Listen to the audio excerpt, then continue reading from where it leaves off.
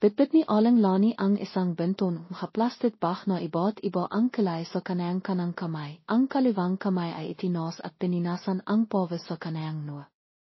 Dahan-dahan siyang naklakat at sa kanayang isipan ay binibiyo niya ang perang hakastisan sa palengke para sa araw na ito. 1 kilong tadang baboy ay nakakalohang 200. Isang dusinang itlogeng itik na lauren ay nakakalohang 70, 1 kilong kangkong ay nakakalohang 30, 2 pirasong iba ay nakakalohang 70. Isang rulayong toilet paper na de kalidad ay nakakalohang 140, 10 kilong bigas ay nakakalohang 360.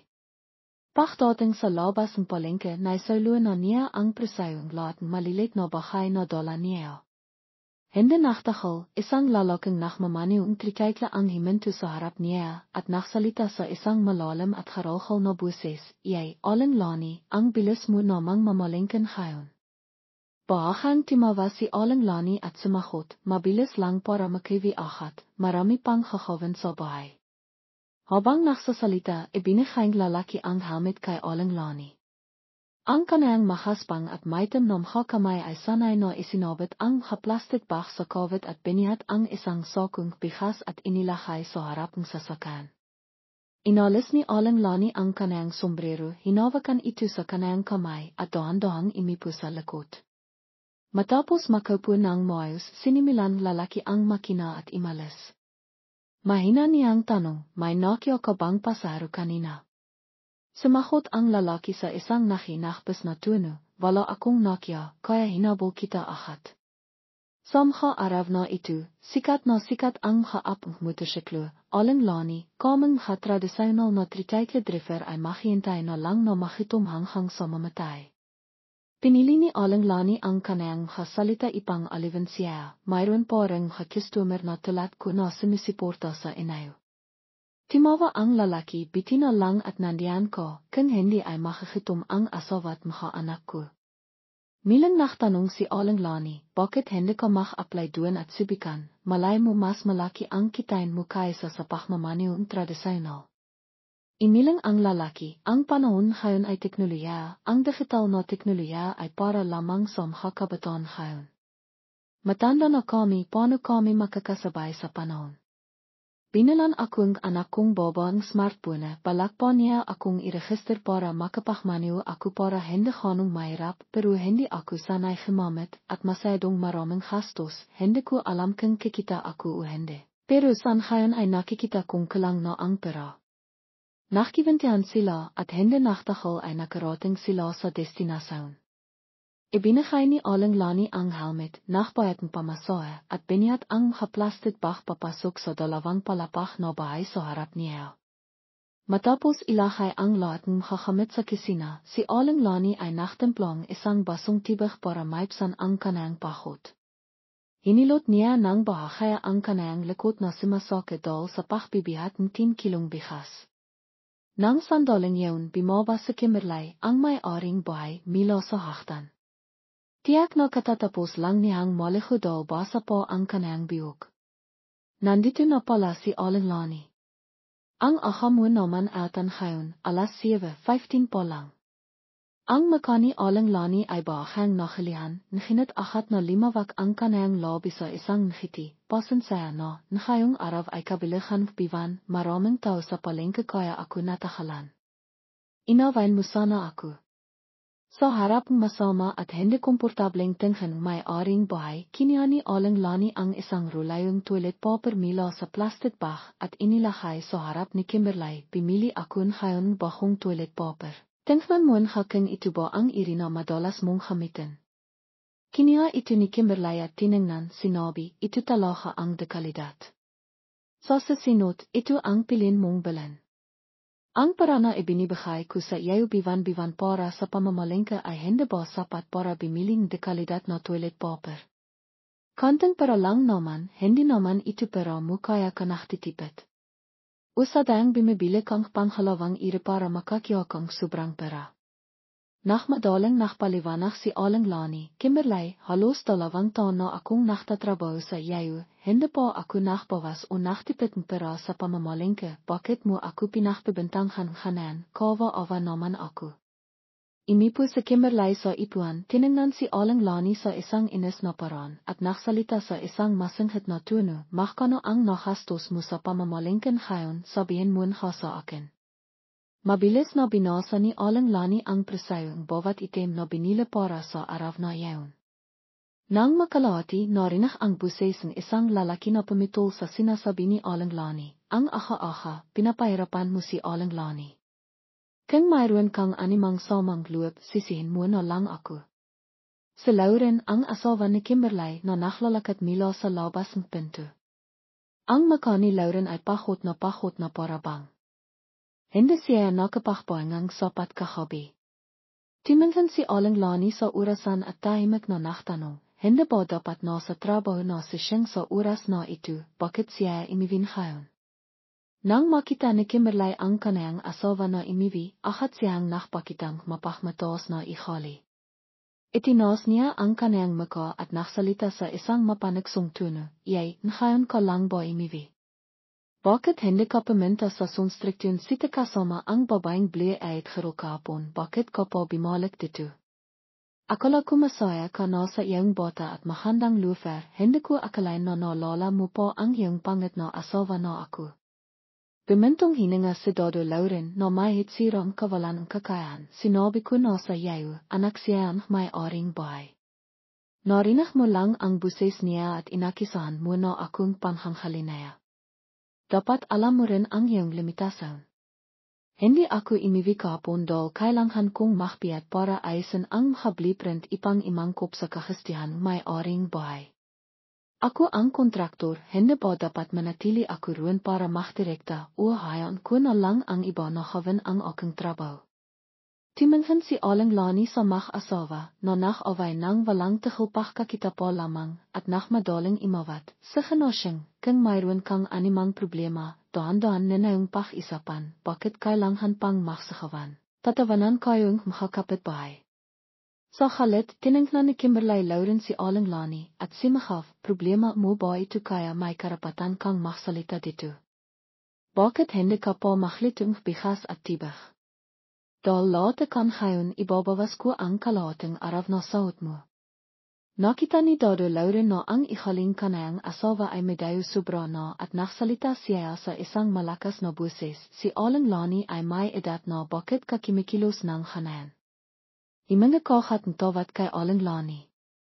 Halit na simahaf si Kimberley, katilong siya, hindi siya kapantayang may aring bahay para pilitin mo akong mahpakumbaba para himinging tawat. Himinging tawat. Hindi ako hinging tawat.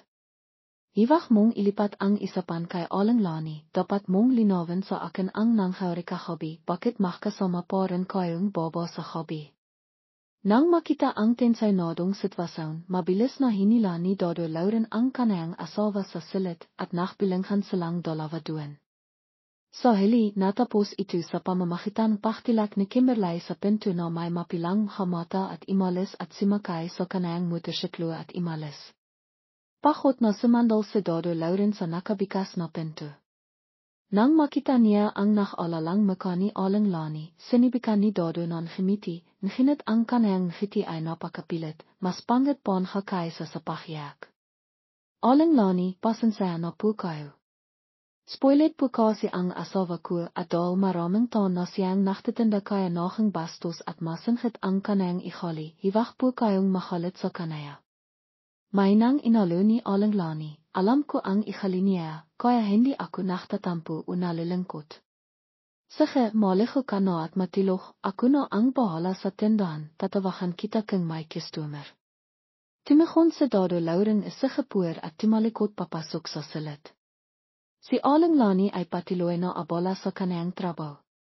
Sa pagtatrabaho para sa makasawang siyang at Kimberley sa loob ng hindi maikli o mahabang panahon, alam na ni Aling Lani ang ihali ni Kimberley, kaya kung minsan ay sinasabi niya sa kanaya ang mabibigat na salita. Hindi niya ito pinapansin masyadong mahaba. Bata pa si Kimberley, ang kanayang edad ay kapareho lamang edad ng benso niyang anak na baba, hindi rin palahing matahampay ang kanayang negosyo, kung medyo mainitin ang kanayang ilo, ano naman, lahat ay may kanayang pahirap. King nainawon ni Kimberley si Alinglani sino ang mainawon kay Kimberley. Kaya sa tivang sinasadaya ni Kimberley no pahirapan siya, hinaya niya no lamang itong limipas. Marinong siyang bimasa at sumilat na hinat ang kanayang antas ng paksulat ay imabot lamang sa paksulat ng kanayang panghalan, kaya sa tivang kinakokila niya ang parang kakastisan sa pamamalengke. Sinasalo niya ito ng moha ipang mailat niya ito ng malinaw kay Kimberley. Kung minsan kapag mahanda ang kanayang kaluban, mainhat no makikinig sa Kimberley no hindi naktatanong kung bakit timos ang presayong karne o bumaba ang presayong bihas. At samha panong na siya, kahit anong marinig niya ay pinipina ni Kimberley kaya hindi alam ni Alinglani kung paano niya mapapasaya ang may-aring bahay. Araw-araw sinisimula ni Alinglani ang kanayang trabaho sa hanap na 7:00 ng imaha. Titipinan niya ang maririming damit para laban. Salamat sa washing machine, nailigtas niya ang ilang trabaho.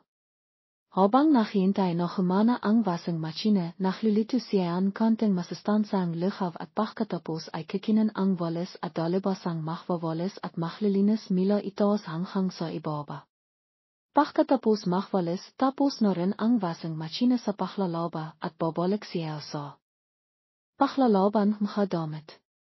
Sa hanap na 8:15 imaha, kapag lito na ang lugaw, dadalhin niya ito at ipapakain sa biyena ni Kimberley, si Aling Mika, at imasaha ang kanayang mga kamay at paw, at kung minsan ay palitan ang kanayang lampin at polihan si Aling May. Matapos hawan ang lahat, mahanda siyang pananghalian. Sa hanap na 11:30 imaha, iwi ang dalawang bata mila sa paralan, at makakasama ang buong pamilya sa pagkain. Sa hapon, mas nakaka-relax siya. Karamihan oras ay mananatili siya sa tabing pag-alaga at pakikipag-isap kay Aling Mika.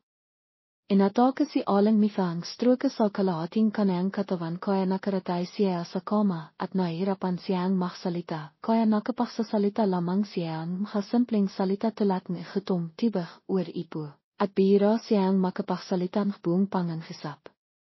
Matapos gemising si Aling May mila sa kanayang pagkakatilok sa tanghali, palilihan siya ni Alinglani. Palilihan niya siya hinit ang tutu ay higasan lamang niya ang tuwal at pipinasan ang katawan ni Aling Mayng malihamham na tibig. Pagkatapos pinasan, tutulungan niya si Aling Mika na imasaha ang hakasikasyon na manit at paminsan-minsan ay tutulungan din si Aling Mika na mahilamos. Kung kailangan ni Kimberley na mangkolektang pera para sa mga materials, lalabas si Alinglani para bantayan ang tindahan para sa kanaya at linisin din niya ang alikabok sa mga brick at pinasan ang mga ito ipang limiwanag. Sa hapon, naglilito siya ang konting pagkain para sa hapinan kasama ang pamilya ni Kimberley at pagkatapos ay natatapos ang kanayang trabaho sa hanap na 4:30 ng hapon. Si Kimberley ang nakasikosong tindahan at ayaw sa trabahong kamay kaya nakaroon pagkakataon si Alinglani na pumunta rito para magtrabaho para kimitang ikabibihay. Noong inang araw, ang panghinang trabaho ni Alinglani ay alahan ang pasyente, palitan ang lampin, palihan at pakainin siya. Nang mahlan, nakita niyang tutuwa si Alinglani at mahisay rin sa kanayang trabaho, maorin siya ni Lauren at gusto niyang pamala ni Alinglani ang paglilito at paglilinis ng bahay at pagkatapos ay dadagdagan niya ang sahod ni Alinglani. At sumangayon si Alinglani. Kung minsan ay tahimik niyang ipinaiwatig kay Alinglani na panatilihin ang natitirang pera sa pamamalengke sa biwan hinit masyadong mapaniri si Kimberley kaya kailangan na lamang niyang itigil. Natilok si Dodo Lauren hanggang malapit na ang oras ng tanghalian, nang hina-hina siyang limabas mila sa silid, ang bangong pagkain ay pimasok na sa kanayang ilong, na nakpapanimbolik ang kanayang pahot ng mga mata. Ano ang nililito mo ngayon na ang bango? Nang marinig ni Alinglani ang kanayang buses, tumalikod siya at nakimiti. Sinabi ni Kimberley kahapon na gusto niyang adobo na may tanglat at sili, sinabing mga bata na gusto nilang pritong tadang baboy. Kaya naglito ako ngayon ng dalawang ilam at mayroon din konting frozen na hinilang na karne na hinawa ko sa gabi na may gabi at sa hapon ay mayroon din kangkong na may bawang. Nakisang ka sa tamang oras, pauwi na ang dalawang bata mila sa paralan, mahilamos ka na at kimain. Inipo se dado Lauren Samesa, tiningnan si Aling Lani na abala parin sa kisina, at nachtanong, timawak po ba ang tiin mo samha araw na ito para istorbuin ka. Baakang himiku si Aling Lani at nahimiti, hindi na siya timatawak, iwak kang alala. Natakot si dado Lauren na malingkot parin si Aling Lani at inalo siya, ang mahabalav na tulat niya ay mas Kristo lamang ang mahatong natatakot sa kanila. Dapat kang gumamit ng matigas ipang labanan ang matigas ipang hindi na sila maklakas loob na istorbuin ka. Sumasahot si Aling Lani kay Lauren habang mabilis na dumidilas ang kanayang kamay sa kimikilong kaldero sa kalan. Biti na lang at nandito ka, kung hindi ay patiloy na ako niyang pahirapan, hindi ako mapapanatak sa paktira dito. Nang sandaling yun, dumating rin si Kimberley kasama ang kanayang hakuku na may makintab na kilay at mas mahanda rin ang kanayang kaluban kaysa nuwing imaha.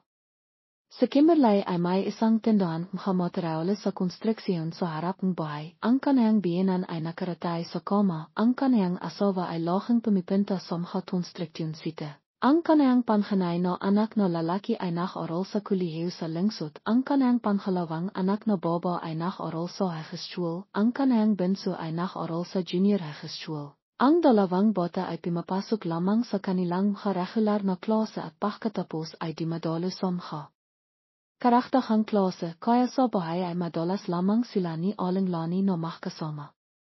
Alam ni Lauren ang tinay na sitwasyon ni Aling Lani, nakataon lamang, ilang biwan na ang nakakaroon habang kinukolekta ni Aling Lani ang mga damit sa itaas, tuminok ang telepono na nakasaksak sa ibaba. Dahil ang kanayang cellphone ay medayo katilat ng telepono na madalas dalhin ni Dodo Lauren kapag pumipinta siya sa mga konstruksyon sa kaya.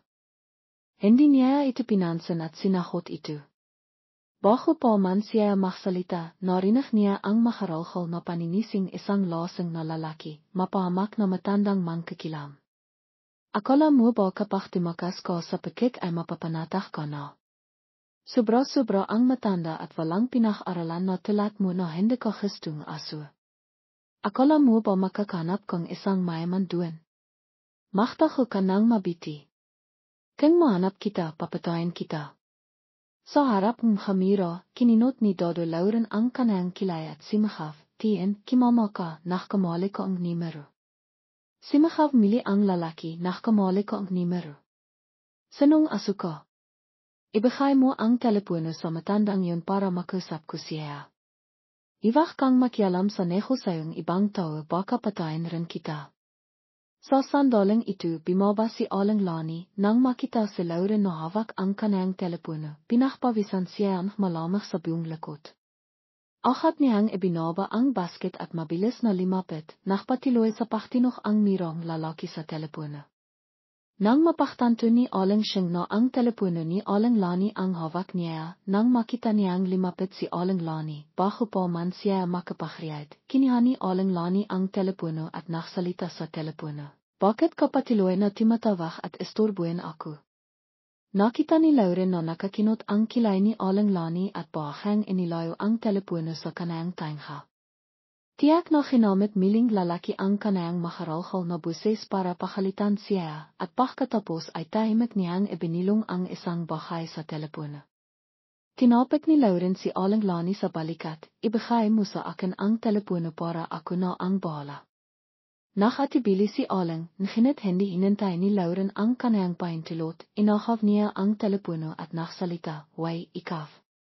Iwak ka nang timawak para istorbuin si Aling. Kung malalaman kung tatawag ka pa, i-report kita sa pilis dahil nananakot ka at sinisiran mo ang pagkataong ibang tao. Ni-record ko ang tawag mila kanina, iwak kang humawang kalukuhan." Tila nak-alala ang lalaki nang marinig ang tungkol sa pag-report sa pilis, nabawasan ang kanayang paninisi, ngunit tila nananatili pa rin siyang halat. Mabilis na pinatay ni Dodo Lauren ang telepono at binlok rin ang numero sa pahintilot ni Aling Lani. Pagkatapos ng tawag, nanawa ni Lauren ang tinay na sitwasyon babaeng nagtatrabaho bilang isang kasambahay para sa kanayang pamilya sa loob ng nakaraang panahon. Sa gitna ng kanayang paghibi at pagliha, ikiniwento ni Aling Lani ang kanayang trabaho sa bihay, ang lalaki na timawag lamang ay ang kanayang dating asawa, ikinasal sila noong 19 taong gelang pa lamang siya at mas matanda siyang isang taon. Ang kanayang asawa ay may patriarkal na pag-isip, labis na nagsisilos at madalas siyang inabisong higit sa 30 taon mula nang makakilala at makapakasal sila hanggang sa arawang kanilang dibosyo. Kailangan niyang tiisin ang hindi mabilang na makapalo mila sa kanayang malipit na asawa. Dahil sa walang katwirang paninibago, hindi lamang siya nito sinasaktan, ngunit ipinilit din ang dibosyo at pinalaya siya na naktilot sa kanayang kayan at pahit sa loob ng mahabang panahon. Ang bahay ni Aling, sa halip ang apartment kung saan siya nakatira, ay isang marimi at sira-sirang apartment, kaya narintahan siya ang napakamirang presyo. Kailangan lamang niyang makalala tungkol sa kanayang ahan, susuportahan siya ang kanayang employer sa pananghalian at hapinan kaya hindi niya kailangang makalala tungkol sa pera para sa pagkain. Bago pa man siya makapagpahinga, nakmadali siyang maligo at pagkatapos ay nakbihis ang kanayang uniforme at sumakaing tritaitle sa restaurant para ipagpatuloy ang kanayang trabaho sa hobby. Sa edad na ito, napakahirap para kay Aling Lani na makahanap ng trabaho dahil sino ang gustong imarkilang isang baba na malapit ng mahing 60 taong gelang. Bukod dito, wala siyang animang pag-ari sa kanayang pag-ari, kaya kailangan niyang maksikap ng maraming beses kaysa sa iba. Isafsaf niya ang sponge sa basin ng sabon pangakas, mabilis na dimilas ang kanayang kamay sa maririmang pinghan, ingay, at nakatun ang lahat sa kanilang trabaho. Ang pagpaplano lamang ng departamentong kisina ang imalanghav at walang nakikipag-isap sa siniman. Noong inang arawang pagtatrabaho bilang isang takalinis, hindi pa siya sanay sa daming pinghan na hinihasan niya bawat hobby, sobrang dami nito na nasira ang kanayang kamay at kimalat ang makasikat, makati at masakit. Mila nang timawid siya sa Manila, mayroon lamang siyang 1 milyon na pamilyang bayan, so inang biwan ay nakaitang po siya, kaya paano siya makalala tungkol sa panghangalaga sa sarili. Nang mahlon, sinabihan siya ang kanayang kasamaan isang iring pamait at binahan rin siya ang babaeng yun isang pores ng gewantes na nakpayak sa kanaya. Sa Kimberley ay hindi ang inang employer na pinagtrabahan ni Aling Lani, ang nanang employer ay napakaigpit at laging nangangailangan na maging transparent siya sa. Pero, labis siyang pinipina sa kanaya, nginidal sinisuportahan siya sa dalawang pagkain bawat araw, kinailangan niyang maktis at magtrabaho hanggang sa malaman ng employer na yaon na hindi siya marinong bimasa. Nagsimula silang malitan siya at nahanap rin ang dahilan para tanghalan siya pagkatapos magtrabaho sa loob ng 2 buwan.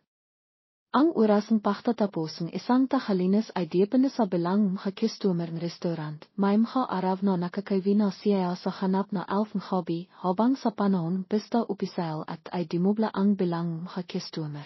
Kung minsan ay imabot siya sa tuwing madaling araw bago makawi sa kanang silid, nginidal sa ikabibihay at hindi pa hanong iminlat ang Manila kung kaya't ang lahat ng lugar ay may trabaho, masiverte na lang nakahanap siya rito.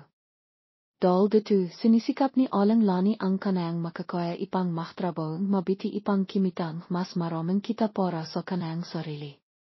Nang makawina siya ang higit sa 10,000 hobby, basta na lamang pininasan ni Aling Lani ang kanayang katawan at himiha sa manipis na kitson na nakapatong sa sahig, ang tangang nasa itaas nito ay isang inan at isang manipis na kimot. Ngayon kakunti ang mga customer, panghinoang dahil sa mga reserbasyon sa partayang Caravan Bajo, kaya hindi hanong dumarating at imalis ang mga customer at nakakaiwi si Aling Lani at ang iba pa ng mas mga kaysa sa normal. Kahit nakakunti ang mga customer, marami pa rin siyang hinihasang pinghan, hindi bababa sa mga araw na maraming customer, kaya kahit na nakaiwi siya ng mas mga, hindi siya hanong pahot. Pahot na pahot siya kaya gusto na lang niyang matilok ng maimbing, ngunit hindi siya makatilok dahil sa tumitinok na telepono sa sahig na naririnig niya. Hinihintay niya ang kanayang kamay at kinikiyo ang malamig na telepono mula sa kanayang kamay at binuksan ang hindi pamilyar na numero na tumatawag ng paulit-ulit, hindi niya may wasang bumintong hininga. Gane man karaming beses niang bagien ang kanang numero ng telepono, malalaman po rin lalaki na ito ang kanang numero at patiloy na timatawag para istorbuin siya. Ang tanang pakakaton na limaban siya ay ang lalaki na naktapos. Maral ay si Lauren ha, ang tumanghang nakblok sa kanang numero. Maral siya ay nakaranas non humhapalo sa loob ng maraming taon, kaya ang kanang pakpapakimboba at paktitis ay malalim na nakaikit sa kanang kaliliwa. Naalala ang kanang kabataan, kahit na hindi siya ang pinakamahandang boba sa nayon, si Aling Lani ay kilala at maraming dimadayo ipang idota ang mahalalaking anak sa kanilang tahanan. At may mkanaktadala pon hang mkabetal net at pilak at hinto para makpakasal sa kanaya, nginit wala siyang nagustuhan. Bagamat hindi mayman ang kanang pamilya, siya ang panghalawang anak na boba sa tahanan at may tatlong nakababatang kapatid na lalaki. Ang kanang antas ng edukasyon ay nakikilala lamang ang makatitik. Nginit lebos po ring ikinakalang kanang makamakhilang ang kanang makaupinayon. Kung hindi niya gusto ang isang tao, hindi rin siya pinipilit na makpakasal. Dimating sa sana para makpakasal ng si Aling Lani ay 19 taong halang po lamang. Alam ng halos lahat ang isa't isa sa maliit na nayon kaya si Aling Lani at sana ay mayroon ding pakakakilanlan. Bagamat hindi maranga ang kasal, ang isang pares mahahikaw na yada at mahabetal net ay maalahang rahalo. Pagkatapos makpakasal, binahan ang mag-asawang isang maliit na kapirasong lipa na naktayong isang bibinghan at isang dingding at isang ektarayang palayan ipang makapagtanim at kimitang ikabibihay. Ang pamilya ni Sana ay may 7 anak. Siya ang bunso, nginit lahat ng kanayang kapatid ay namatay sa digmaan at tanging ang kanayang panganay na kapatid lamang ang may kapansanan sa kanayang kamay, kaya maswerte siyang nanatili sa buhay.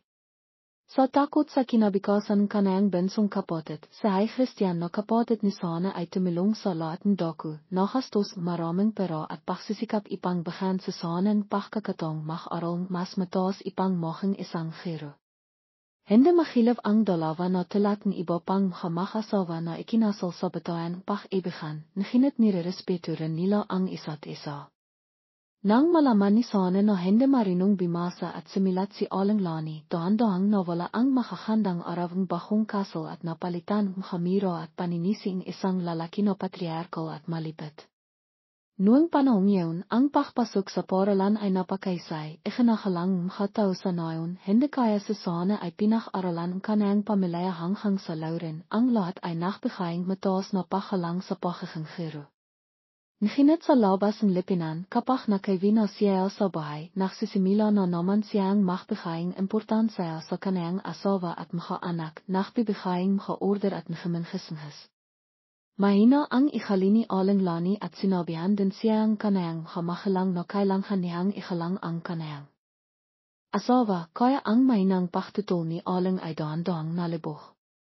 Nagsimula na siyang mamihay ng mapayapa bilang isang masipag na baba.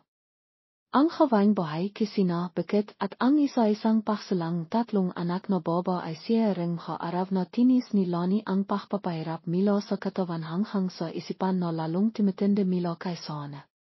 Hindi siya naktalawang isip na kitain si Lani ng makasalitang pinakabastos at pinakamabigat hanggang sa hindi makapaniwala si Lani na ang isang taong nakapag-aral at may alam na katilat niya ay makapagsalitang hayong nakakasakit na salita. Asawa kang giro pero hindi ka marinong bimasa at hindi ka marinong sumilat, paano kita may papakita sa mga tao?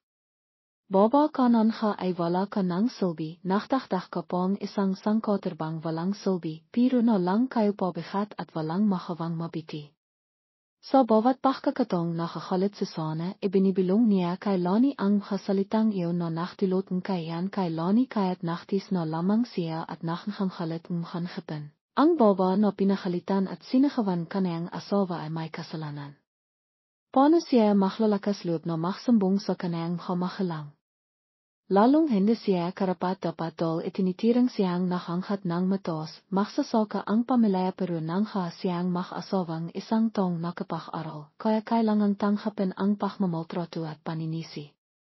Minsan, Silani ay kakagaling lamang sa pagtatanim sa bukid, pagpasok niya sa bahay, hindi pa siya nakakanga, imalanghav ang buses ni sana mila sa kisina na sumisihaf, Diyos ko, anong oras na at ngayon ko lang nakaiwi. Hindi pa lito ang pagkain, hindi pa malinis ang bahay. Gusto mo ba akong makitong? Ikinasal ka ang mahamahalang ko para paksulbihan ako, para ipanghanak mo akong lalaki, para talanghan akong ipakpatiloy ang aking angkan. Tignan mo ang iyong sarili, hanakampanan mo ba ang iyong responsibilidad bilang asawa? Tignan mo ang mga anak na ipinanghanak mo, malalaki na at hindi pa marinong maklito, buong araw na lang imayak at nakinghay, walang silbi. Siguro ay kakagaling lang ni sana sa pag-inom kaya't himanap na naman siya ng dahilan para maksimilang halo, sinisakawan ang asawa at pinapalo ang mga anak.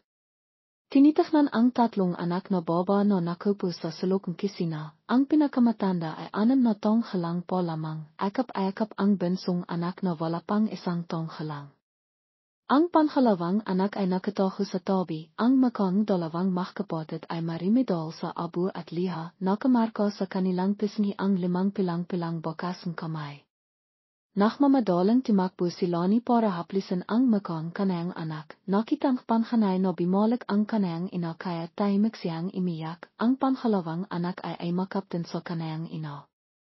Nova si Lani sa kanang mga anak kaya't sinabi niya kay Sana, ngayon ay naktanam akong palay kaya medayo natakalan ako, kasalanan ko na naili akong imiwi, bakit mo ibinibenton ang halit mo sa mga bata?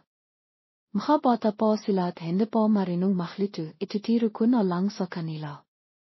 Baka man nasasaktan siya para sa kanayang mga anak, hindi niya itinatos ang kanayang busis ipang sakitan ang kanayang asawa, sinibikan niyang hamitan ang kanayang pinakamababang loob ng mga salita ipang sumakot. Imasang maintindihan ang kanayang asawa at hindi na niya sisisihan ang mga bata. Nginit ang mga bahay na yun ay lalong nakpahalit sa kanayang asawa. Sinanghaban siya nito sa biyog, patiloy na dimapo ang mga sampal sa kanayang mga pisngi, nakisot ang kanayang biyog, nanghanhanach na itinos ang kanayang mga kamay ipang subikang protektahan ang kanayang sarili. Nginit ang kanayang mga kilos ay lalo lamang nakpahalit sa kanaya.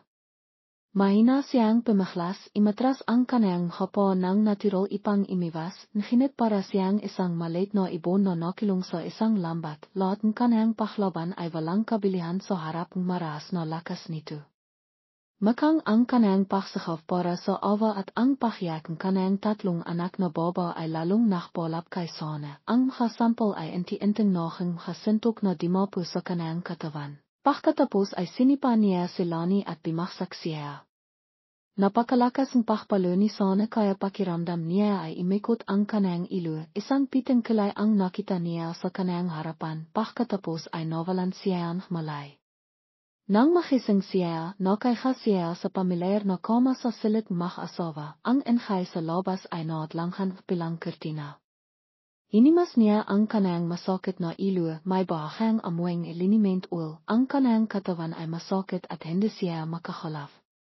Nakita siya ang kanayang panghanay na anak na gising na kaya timakbo ito sa labas ipang tawahan ang kanayang halulot lula ipang tignan siya. Nang marinak ang balita na pinalo siya hanghang sa mawalan siya ang malay, nakmadali rin ang kanayang hamahalang na bisitahin siya. Sa harap ng kanayang hamahalang, lamiut sa Sana at himinging tawat, kasabay nito ay. Nanampa na alahan niya siyang mabiti na hindi na niya kailaman sasaktan ang kanayang asawa at mga anak. Habang nakisap ang kanayang ama at manihang, nakitang ina ni Lani ang kanayang anak na nakandisay doon, hindi niya napigilan ang kanayang haliha. Tanghapin mo na lang ang iyong kapalaran, hiwak ka nang imiyak at makpakapahot. Ang pagsama sa asawa ay karaniwang nangyayari kaya hindi ako nanghas na makreklamo. Iyon ang sinabi ni Lani nginit ang kanayang peso ay pinuwing makahinang na hindi niya may bahagi sa siniman. Naintindihan niya na sa lipinang ito, ang isang babaeng nahiwalay sa kanayang asawa ay masama kahit na ang pagkakamali ay dahil sa asawa, nginit ang lahat ng pinakamasama ay papasanan ng baba at ang mahamahalang baba ay mapapayaran. Kayat sa halos pitong taong pagiging asawa, kahit na pinalo at sinisigawan siya, hindi kailanman nang hasilani no magreklamo o magsambong sa kanayang hamahalang, hanggang sa pinalo siya hanggang sa mawalan siya ang malay. Hindi rin niya naisip ang tungkol sa pahiwalay, nagtis na lamang siya at pinalaki ang kanayang mga anak. Limipas ang ilang taon, nang pimasok ang kanayang panghalawang anak sa inang baitang, dahil sa pagpabawas ng katawan sa poralan, nawalan ng trabaho sa sana. Dahil nang kailangan ang katawang dekriya sa kuliyo samantalang mayroon lamang siyang diploma mula sa Lauren at hindi na rin siya bata, paano niya makikumpleto ang kanayang dekriya sa ngayon.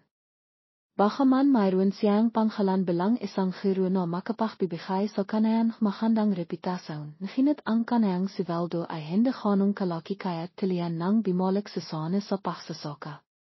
Dahil din dito, timindi ang kapagmamaltrato na tinis ni Lani.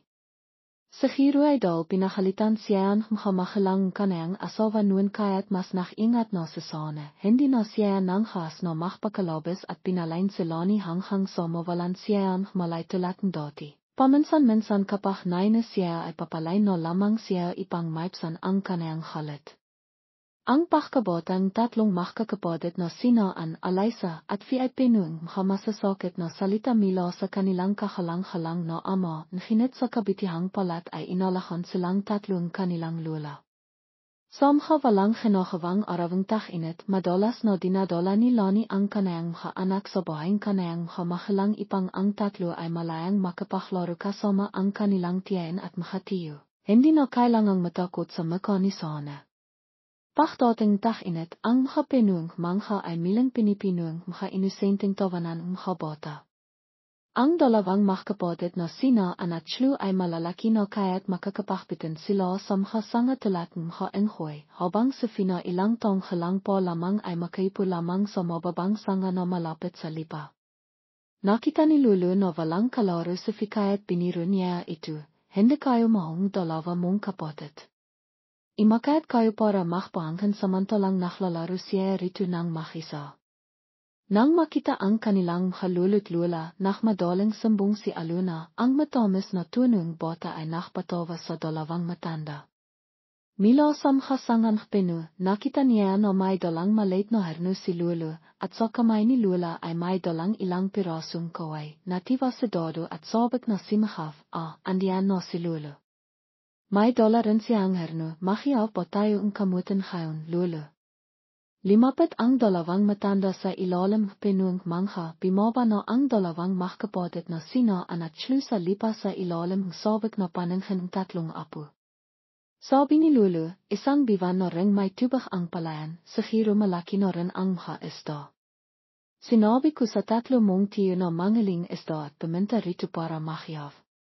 Ngayon magsasanda mina tayong apoy para makiyawang kamute, pagkatapos kapag may nakpabahang ilang na tayo, makiyaw tayong isda para mas masarap, gusto niyo ba? Sabay-sabay na nakiyawan ang tatlong makakapatid at kisang loob na nahanap ng ilang maliliit na tiyong sanga ipang madaling masindihan ni Lola ang ilang. Samha arawang kanilang pagkabata, sabak na sabak ang tatlong makakapatid sa pagdating init ipang makapaklaro kasama ang kanilang halulot lula.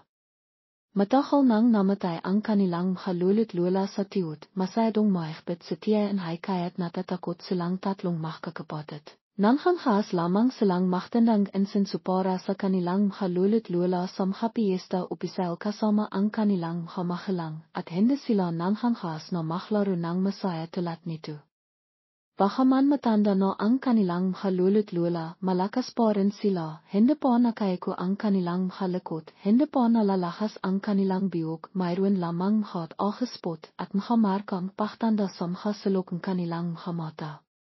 Sa tivang bibisita ang tatlong apo sa mahabang panahon, masayang-masaya ang dalawang matanda, patiloy silang nakisip ng halaro para sa tatlong bata, kung minsan ay nanghiling isda. Kung minsan ay naklalakat sa palayan, kung minsan ay nakikaing kamute, ang maaktibong bata ay hindi kailanman naksasawa sa halarong ito, ang kanilang malinaw na tawanan ay nakpapadama sa bahay na mas mainit kaysa dati. Sa piling ni sana, tivang ikatlong araw ay pinapalo ang dalawang nakatatanda, kung minsan idol sa hindi mahandang marka, kung minsan idol sa hindi paglilinis ng buhay, kung minsan idol sa hindi paglilito. Nova ang dalawang matanda sa kanilang mga apo at minsang naksalita ng hindi direkta na ang kanilang manihang ay hindi dapat tiruan ang kanilang mga anak sa isang mahigpit na paraan, nakpatango-tango na lamang si sana. Alam na miserable ang kapalaran ng kanilang anak. Walang mahawa ang dalawang matanda kaya't binabawi na lamang nila ang maliliit na kasiyahan para sa tatlong apo ipang maibsan ang kanilang kalangkitan sa paniniran sa isang maras at mapanil na ama. Nakakainis, ilang araw na lang matatapos na ang tag-init at kailangan na akong imiwi, ayokong imiwi, sana limaki na ako, hindi na ako makaaraw para makapaglaro na lang ako kasama sina lolo at lola. Tinitaknan ang batang si Ano timaba ng hesto sa kanilang panghangalaha, nakanghiting sabi ni Lola, bakit anak, mayroon ka pang ina sa bahay, hindi mo ba siya namimiss? Binika ni Dodo ang kanayang bibig para kimakatang isda, habang huminghiya ay sinabi niya, miss ko po sa mama, pero mas mahal ko po sa mama, napakarami po niyang tinis, sinampal lang kami ni Papa pero sinasaktan niya sa mama, napakasama niya. Sinaktan niya sa mama at nakapasapasa siya, minsan kapag pinapalo kami ni Chlu, ayakapin kami ni mama para haranghan ang palo ni Papa, lalo po siyang nakakalat. Minsan hapo sana hindi na nakatira sa mama kay Papa, nawa po ako kay mama. Nang marinig ang sinabing kanayang apo, nanlimo ang mata ni Lola, habang mahigpit na nakatikom ang halabi ni Lolo na pinuang kawalan ng kapangyarihan. Nasasaktan sila dahil wala silang mahawa ipang protektahan ang kanilang anak at apo mula sa kalipitan ng kanilang asawa at ama, kahit na gusto nilang makialam alam nilang hindi nila kayang bahiyan ang sitwasyon. Pinapanuot na lamang nila at hindi sila makakatulong ng higit pa. Inti-intang imipa ang init ng tag-init at pinalitan malamang na hanggang taglakas at taglamig, at hindi nachtahol ay lilipas na naman ang isang taon. Mga nakpakason ang tatlong makakapadet, naksikap silang maktanghal, mkadahon ng email at makpoet ng enunsay na may halong dayami sa dingding na lipas sa bahay. Tinitaknan ang mkasangang emay na tinanghalan ng mkadahon, wala nang sikla tulatan dati, naktatakang tanong ni Chlu sa kanayang ina, Mama, bakit kailangan natin tanghalan ang mkadahon ng emay? Maka itong hibat, hindi naman ito mahanda. Himinto si Lani at nahimite pagkatapos ay kinawayan ang tatlong anak na baba ipang limapit, mahinang sinabi, ang pagtanghal mkadahon ng emay ay napakalakang kawain ipang mamilaklak ang emay sa panahon Paskong pagkabihay. Kung hindi tatanghalan ang mkadahon ay mahili ang paglabas ng bilaklak o hindi pantay, hindi magiging mahanda ang pino. Kimirap siyan at naktanong, ano ang espesyal sa bilaklak ng emay kaya kailangan natin ito sa bahay tivang Paskong pagkabihay. Mahinang ipinaliwanag ni Lani, ang bilaklak ng emay ay hindi lamang isang mahandang bilaklak kundi sumisimbolo rin ng siwerte, kasahanan, malakas na sikla, kahit hano kalamang ang taglamig, kapag sumapit ang tagsibol, ang emay, ay namimilaklak pa rin ang dilaw na nakpapaiwatig ng isang bahong simila. Nakikita mo ba sa kapitbahay na ito kahit mahirap o mayaman, kailangan nilang makaroon ilang pinong emay sa bahay ipang himinging siwerte. Tumango ang dalawang makakapadet na sina at Chlu, nahinit naktataka pa rin si Fi, pero bakit kailangan tanghalan ang mkadahon para mamilaklak ang bilaklak? Dinampot ni Lani ang isang dahon ng emay at mahinang sinabi, tingnan mo, ang dahon ng emay ay matanda na at lanta, kung hindi tatanghalan ay kakakuong enerhiya ang pino sa pagpapakain sa mkadahon na makapapahirap sa pamimilaklak. Ang pagtanghal ng mkadahon ay parang pagtulong sa pino na alisin ang mga hindi kinakailangang bahagi, pinaktitinan ang enerhiya ipang mailabas ang pinakamakakandang bilaklak, katulad din itong mga tao. Minsan kailangang bitawan ang mga lamang bahay ipang tanghapan ang mas makakandang bahay. Sa makahalang arawang taon, madalas na tinitulunghan tatlong makakapadet ang kanilang ina na makpito at makpatiyong mkadahon ng sohang ipang makabalot siyang ibanatit.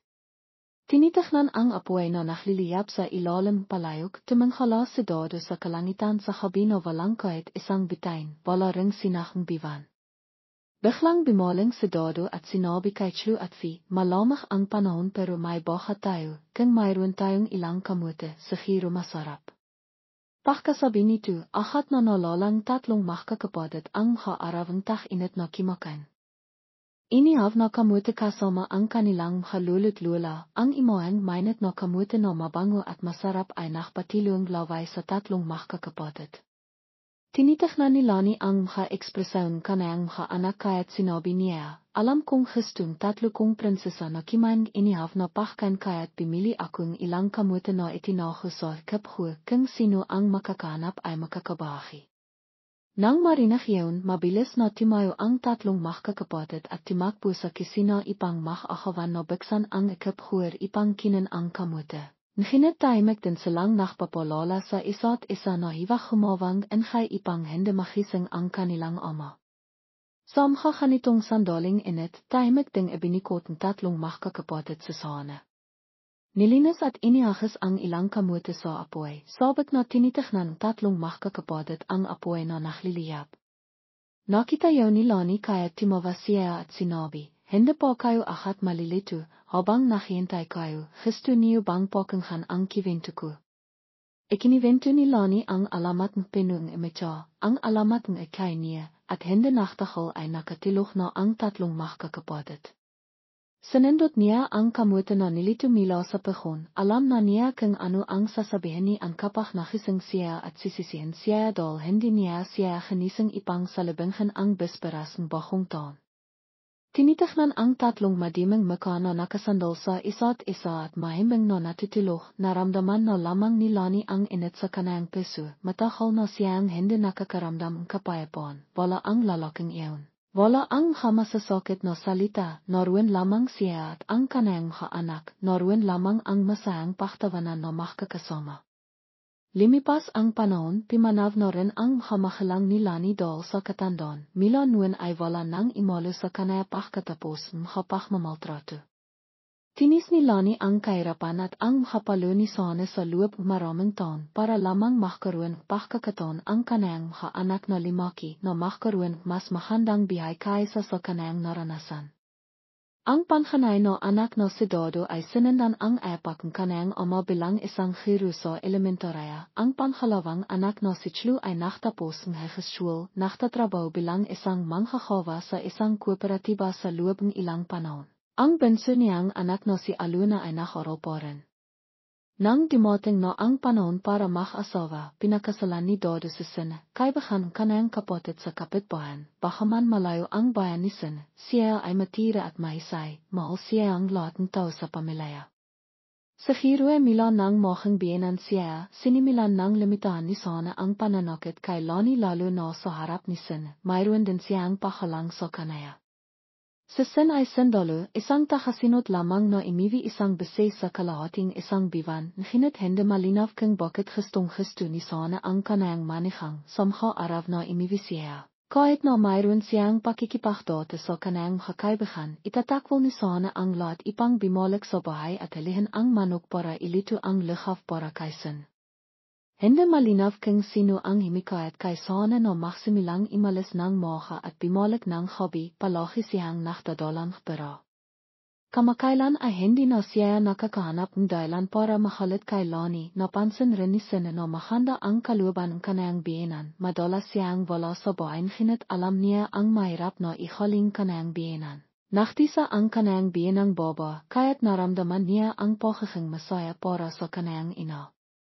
Ngunit hindi inasahan ni Lani na sumasama si Sana sa paktayan numero sa kapitbahan at bimibiling tiket sa loteray, ngunit nanalo siya ang dandang libong. Pagkatapos ay dumating ang siwerte ng hindi inasahan, nanalo siya ang 2 tiket.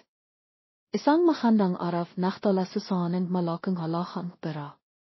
Ngayon lang nalaman ni Lani ang kiwento, mahinang sinabi niya sa kanaya, ngayong malaki na ang panalo natin, hiwag ka ng tumayan numero, ipang makamit sa ating mga anak, pagsusukal ang siwerte.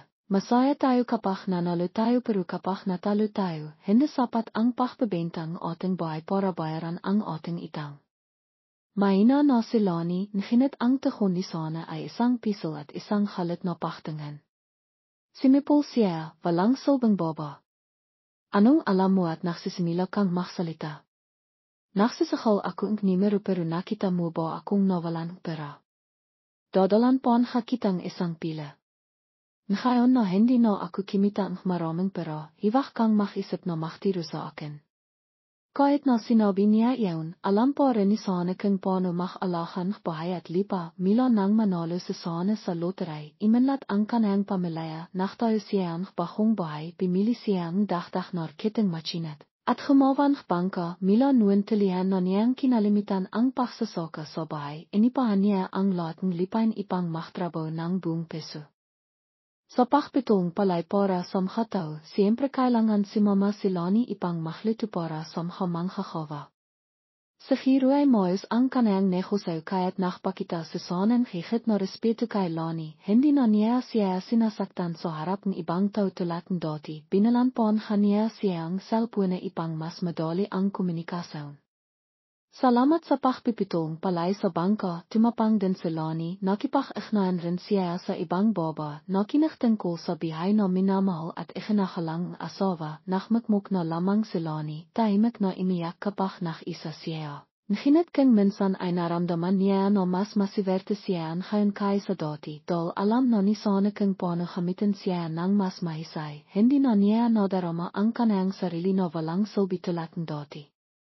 Hindi naktakal ang kapayapon, makahanda na naman ang bahayo, na samkapagkakataon na pinitol ni Sana ang palay ay may isang tao na nakpakasal sa kanayang anak sa Taiwan, ang mayamang manihang ay naktayo para sa kanayang kasalikiang pag-ori. Pimili rin siyang ilang lipa ipang libisan ang kanayang pagbibengko.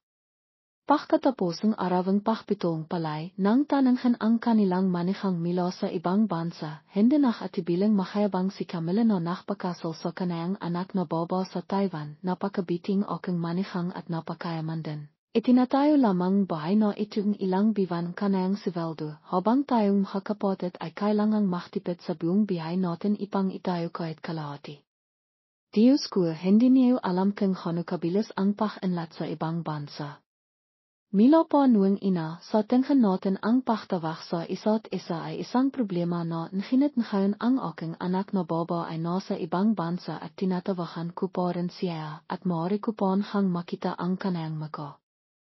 Nang matapos magsalita ang kanayang kaibigan na nakpipitong palay, naktawanan ang 5 hanggang 7 lalaki, sumingit ang ilan, nagsisinenghaling ko, Woody, paano ka tatawag sa buong bansa tulad nito at makikita pa ang maka? Kailangan mo kaming ipakita para maniwala kami. Sa ilalim pagpapasikat ng kanayang makakaibigan, dinala ni Camilla ang lahat sa salaking sa niya inilakay ang malaking komputer na nakakabit sa makakablang kurente, humawa siya ang makaoperasyon sa screen. Binuksan ang kamera at inayos ang itim na bakul na nakakabit sa itaas ng screen. Halo anak, naririnig kita. Buses ng isang baba na nakmimila sa kabilang panah, limabas sa screen ang 2 frame, sa kanan ay isang malabong imaeng isang hripong makalalaki, sa kaliwa ay isang imaeng isang baba na nakalahang isang maliit na bata. Para bang hindi pa sila nakakakitang isang kakatwang bahay, nakakahilo ang mga tao, lahat ay gustong sumilip kung bakit ang maliit na screen ay nakakonekta ang 2 tao sa iba't ibang panahon, nakpanghap lamang si Sana na kalmado at timawa. Ipinakayabang ni tatay sa mga kapasang palay natin na nakabiti na ang anak niya sa kanayang asawa at nakakatawag po sa anak niya sa ibang bansa. Hindi raw naniniwala ang mga kapas kaya pinatinaan ni tatay ito. Ano bang kinakawa mo diyan, hano na kalaki ang apo kong lalaki? Ang larawan sa kaliwang bahaging screen ay kumakalaf, biniyatang baba ang bata sa tabi niya at sinabing malapit sa screen ng masaya, marinong na siyang humapang, nakakalat lang halarian tapos ikinakalat sa buong bahay. Sinisendan ko para linisin pero hindi pa rin maayos. Anak, batiin mo si Lolo. Sinibikan baba na tiruan ang naktatakang bata sa kanayang makakamay kung paano makmano at ay ko para bimati na ikinativan ng husto ni tatay huway sa kanayang makakaibigan sa iniman. Naktanong ilit siya, nasan ang asawa mo? Nang marinig yun, medayo timakas ang ekspresyon sa mukha ng baba, pero tila daw medayo malabo ang screen kaya walang nakapansin, sabi niya, na sa trabaho po ang asawa ko, hanggang gabi pa po siya makakawi. Samha araw na itu, lagi siyang wala buong araw, kami lang nisis ang nasa bahay.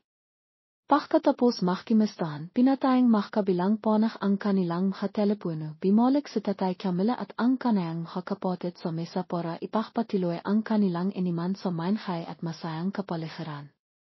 Si Tatay Sane lang ang tahimik at naisip, naisip niya na kahit na matahal na ring nasa ibang bansa si Chlu, naitayo na niya ang kanayang bahay, nakabili na siyang lipa, nakabili na rin siyang mga makinang panghapas at bangko. Ngunit tila hindi ito kasing bilis ang pagpapakasal sa isang mayamang tao. Nakita ni Nanay Lani na mukhang naisip ang kanayang asawa, nakakinot ang kanayang hakilay, sa isang sila po lang alam na niya kung ano ang inisip nito. Sa kanayang peso, nakreklamo siya at naktaka kung bakit hinaan tatana na magkaroon ang kanayang anak ng isang ama na alam lamang kung paano makisip ng makasarili at palahing inina ang kanayang interes tulad ni Tatay Sane. Kinakat niya ang kanayang labi at pamintong hinanga sa hiro. Kailangan niyang sabihan sa dodo na sumilat kay Chlu at bayan siya na hiwak makpakasal ng moha at hiwak makinak sa kanayang ama na makbayong katarantodian. Dahil lasing si Tatay Sane ginit na imiwi pinapinta ni Tatay Camilla ang dalawang medayo moyos pa para ihadit ang mag-asawa dahil hindi marinong magmaniwang motorsiklo o bisikleta si nanay pagkasabi pa lang nito. Nakilat na ang lahat, kinabakbang isa si Tatay Sane at sinabing, "Way Tatay Sane, bakit hindi mo tiruan ang asawa mo na magmaniw? Kahit hindi motorsiklo, bisikleta man lang medayo nakakaya ka na." Bimaksak ang mukha ni Tatay Sane, sinilay pa niya si Nanay Lani. Nakilat si Nanay Lani at dali-daling ipinaliwanag sa kanayang asawa, "Hindi naman sa ayaw akong tiruan ang asawa ko, nararamdaman ko lang na hindi na kailangan. Dati mayroon lang akong bukid at bahay, hindi ko kailangang pumunta sa malayo kaya hindi ako nag-aral." Sabi ni Dodo, "Kaya pala napi ang asawa ko." Pagkarating nila sa bahay, vinasiwas ni Tatay Sane ang kanayang kamay at natimba si Nanay Lani sa lipa. Itiniro niya ang kanayang daliri sa mukha nito at paulit-ilit na pinahalitan, "Babaeng malandi. Naklalanda ka sa ibang lalaki habang iminom ako sa tabi. Akala mo ba patay na ako?" Dali-daling tinakpan ni Nanay Lani ang kanayang mukha at naktaho sa isang sulok, mahinang nakmamakawa, "Mal, wala akong ginawa kaya mo nasasabi yan." Siguro naktataka lang sila kasi sa edad kung ito hindi ako marinong magmaniw. Nang marinig iyon ni Tatay Sane, lalo siyang nakalit. Paikoy ka siyang limapit at hinawakan ang biyok ni Nanay Lani, hindi alintana ang kahigpi at pakisap, patiloy po ring bumabaksak ang kanayang hasintok kasabayang habastos na salita, "Wala kang sinasabi. Wala kang ginagawa pero pinapakalitan nila ang hamahilang at mahabiyenan mo. Para mapaya ako sa kanila. Bakit kaniya pinaktatanggol ng hastukang wala kang ginagawa? Masyado akong naging mabait sa iyo kaya ka nakakaroon masamang ihali ano." Habang pinapakalitan siya, sinasaktan din siya ni Tatay Sane. Wala nang nagawa si Nanay Lani kundi takpan ang kanayang ilwa at limot para imiyak at magmakawa kay Tatay Sane na timahal. Pakot na sa pananakit, naiha si Tatay Sane at nakatilok, samantalang si Nanay Lani ay niyakap na lamang ang kanayang masakit na katawan at imiyak. Ngunit ano ang makakawa niya? Ilang dekada na siyang inabiso nito. Ngunit dahil sa edukasyon at paniniwala, ang helang pakasang limaban ay matahal ng napagsa. Nang bumaksak ang hamok, kinalatkat ni Nanay Lani ang kanayang pakot na katawan sa silid-tilihan. Ang bangka ay dinisinayo na may maliit na beranda na sapat ipang protektahan ito mula sa araw at ilan na nagsisilbing lugar para maglito at magpahinga. Sa oras na ito, si Tatay Sane ay nakaiha na nakabika ang mga braso at binti na tinatakpan ang lahat ng donan at wala nang piwang para himiha. Mahinang bumintong hininga si Nanay Lani, nakbiwas ang kantang mainit na tibak mila sa termo sa isang maliit na palanghana, tinimpla ito ng mainit at pagkatapos ay ibinabat ang isang tiwalaya ipang pinasan ang katawan ni Tatay Sane. Pagkatapos pinasan, biniat niya ang katawan ni Tatay Sona sa isang tabi at nakilong sa isang maliit na sulok na hindi sapat para mainat niya ang kanayang habenti. Pagkatapos ng panahon ani, babalik siya sa bahay para makapiling ang kanayang anak, samantalang si Tatay Sona ay makakaroon pagkakataong pumunta sa kabilang nayon para iminom at makayabang tungkol sa kanayang kayamanan. Nanghanak na si Ate Dodong isang batang lalaki na mahigit 2 taong halang po lamang at nakakapit sa po ni Nanay Lani na himihiling na akapin siya tulat ng kanayang 3 anak noong bata po sila. Lohang wala si Tatay Sona, hindi nangha si Nanay Lani na maktanong umakbayo sa kanayang kahit ano dahil hindi siya tanga para akitin ang halit ni Tatay Sona kapaklasang ito. Ngunit hindi kailanman akala ni Nanay na ang kainiman ni Tatay Sona sa kabilang nayon ang makikang dahilan pahiwalay niya sa kanayang panghalawang anak na si Chlu.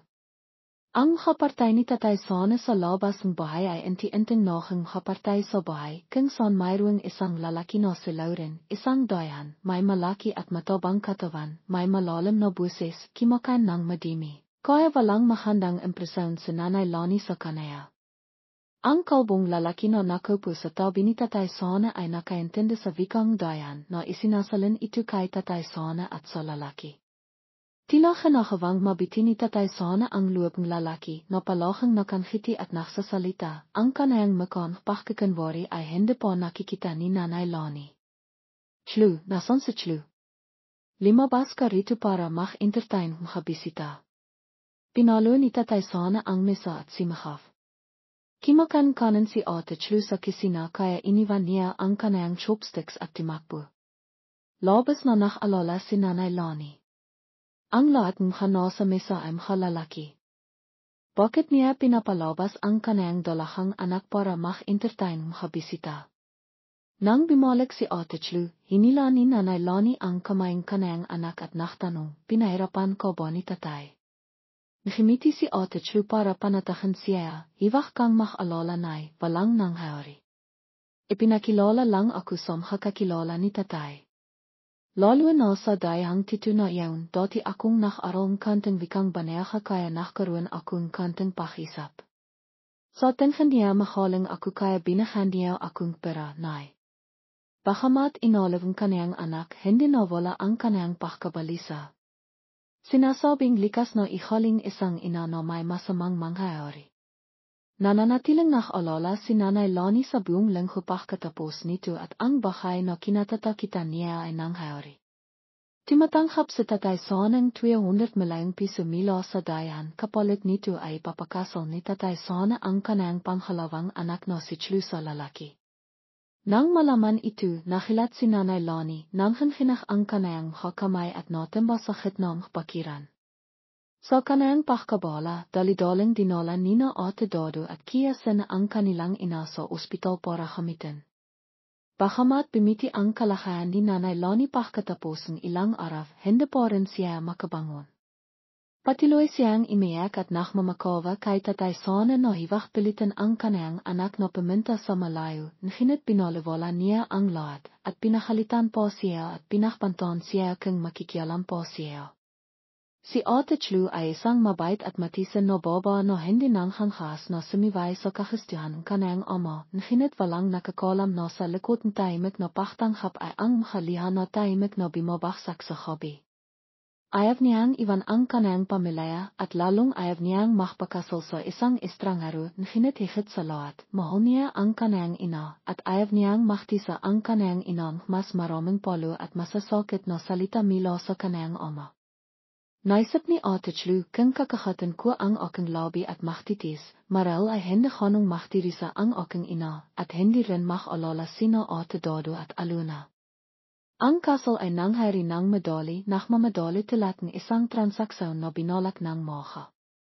Sa katinaan, inihanda na ni Tatay Sona ang lahat ng kinakailangang papeles at nakihintay na lamang siyang abiso tungkol sa araw na susunod si Ate Chlu sa kanayang asawa sa malayo. Walang ingranding paging sa kasal usapat na pagdalong makakamah anak, ilang maliliit na hapinan lamang sa bahay ipang takpan ang mata ng mundo. Sa maikling panahon yun, sinamantala ni Nanay Lani ang pagkakataong sabihin sa kanayang anak ang kinakailangang bahay milo sa pagpapanatiling kanayang kalisahan, pagprotekta sa kanayang sarili. Hanggang sa kung paano makikitungo sa isang dayang bansa. Ipinasot niya sa kamayang kanayang anak ang kiventas na ginawa niya mismo, nasasaktan ang kanayang puso ngunit walang magawa. Nang makita niyang papalayo ang kanayang anak, nanatili na lamang siyang nakatayo na tumitilo ang kanayang haliha, na nakdarasal na mogang ligtas ang kanayang anak sa malayo. Milo nang ipadala niya ang kanayang anak sa lalaki, tahimik na ginawa ni Nanay Lani ang lahat tulad ng isang anino. Dahil walang kumpayter sa bahay, tivang ilang linggo ay dadalhin siya ni Tatay Sona sa isang internet cafe para makipag-video call sa kanayang anak. Sa inang pagkakataon na nakakonekta, nang makita niya ang kanayang anak na kanayang inolola araw at gabi na lumalabas sa screen, labas na nakilat si Nanay Lani, naisip niya na kinidnap ang kanayang anak. Kinailangan ni Ate Chlu na ipaliwanag ng paulit-ulit para maniwala siya na nakikipag-isap siya sa kanayang anak sa pamamagitan malaki at malamang na screen computer. Nang makitang moyos ang kanayang anak, si Nanay Lani ay parang masaya at nalilungkot. Gayunpaman, mahigit isang taon na ang kanayang anak sa ibang bansa at hindi pa rin siya nakakabalik kahit isang beses. Sinabi ni Ate Chlu na abala ang kanayang asawa, kailangan din niyang magtrabaho at wala siyang hanong oras kaya wala na siyang nagawa kundi hayan na lamang. Ang susunod na tragedia ay nangyari sa isang malan na araw. Nang araw na iyon, pumunta si Tatay Sona sa pampang para iminom, na iniwan si Nanay Lani para bantayan ang palayan. Himika si Nanay Lani sa diyan sa bibong bangka, na paminsan-minsan ay itinos ang kanayang kamay para palain ang halamok na nakingay sa tabi niya. Bihira niyang ma-enjoy ang tahimik at mahandang langit sa gabi. Walang nakakalit, walang nananakit, at walang mainkay na hilik na imaling havenhaf sa kanayang tangha. Isang baba sa gitnang isang liblib na lugar, bagamat nakakaramdam pa rin siyang takot sa kanayang puso, ang kahalakan pag-enjoy sa kanayang sariling piwang ay napakalaki kaya nakaramdam siyang kalayan at ginawa kaysa dati.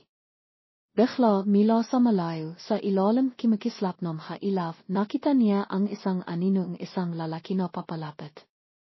Paikoy kasihang humalaw, hindi matatakso. Kanayang hapo, ngunit nakilala po rin niya na si Eden Iondol ilang araw po lamang ang nakalipas nang tayin niya ang pinit sa kanayang damit na suot niya. Simakaf si Nanay, hey. Habino, saan ka pupunta? Tumingala si Eden at tiningnan siya na sinasabing, natatakot si Tatay Sona na makisa ka rito at hindi ligtas kaya pinapunta niya ako para tulungan ko. Ngumiti si Nanay, ikinaway ang kanayang kamay at sinabihan siyang imipo sa tabi niya sa bibong bangka.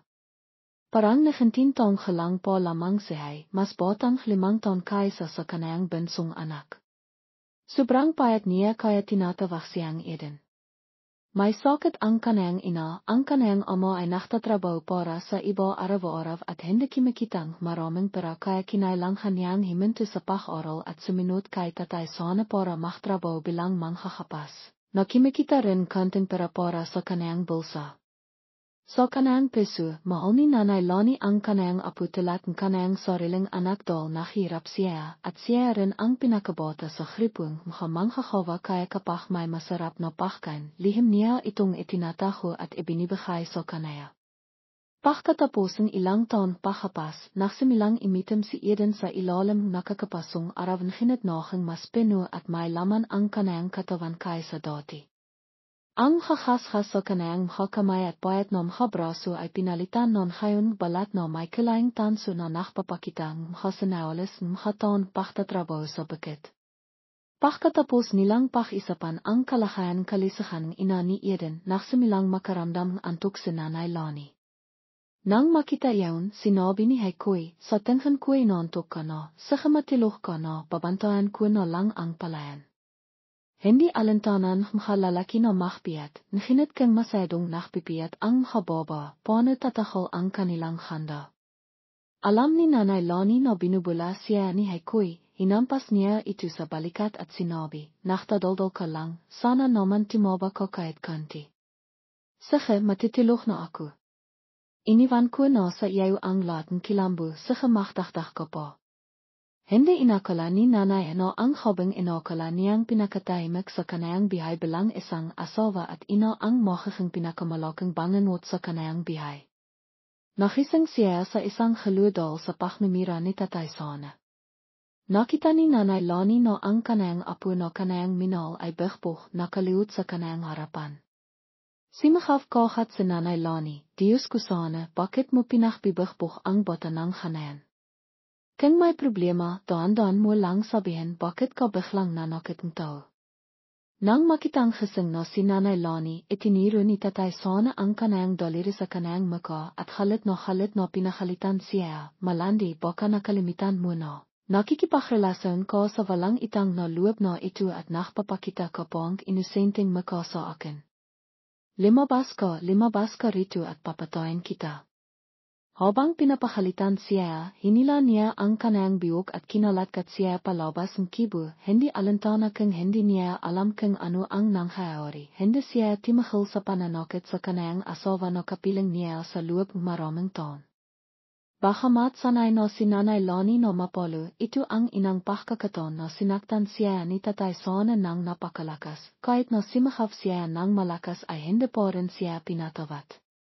Sinabi ni Dodo, Sane, daan ka lang, hiwag mong saktan siya, nang marinig ng mangkakapas ang kahilihan, dali-dali silang tumakbo para pigilan ang gelo.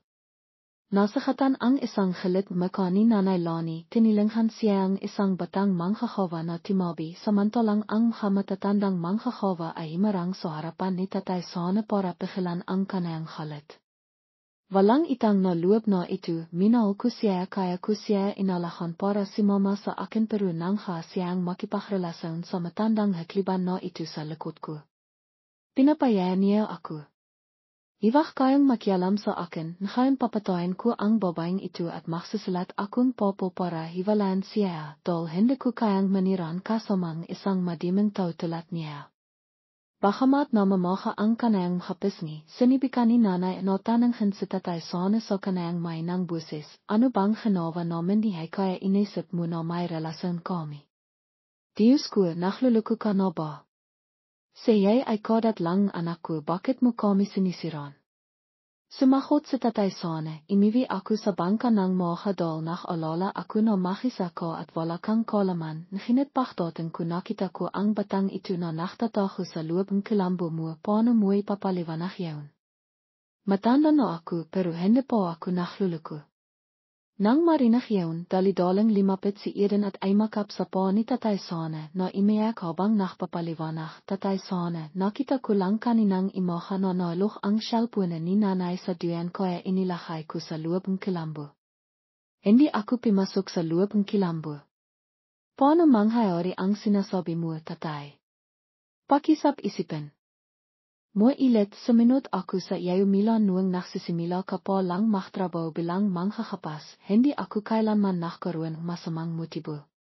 Iwag mo kamang pakinalan ni Nanay.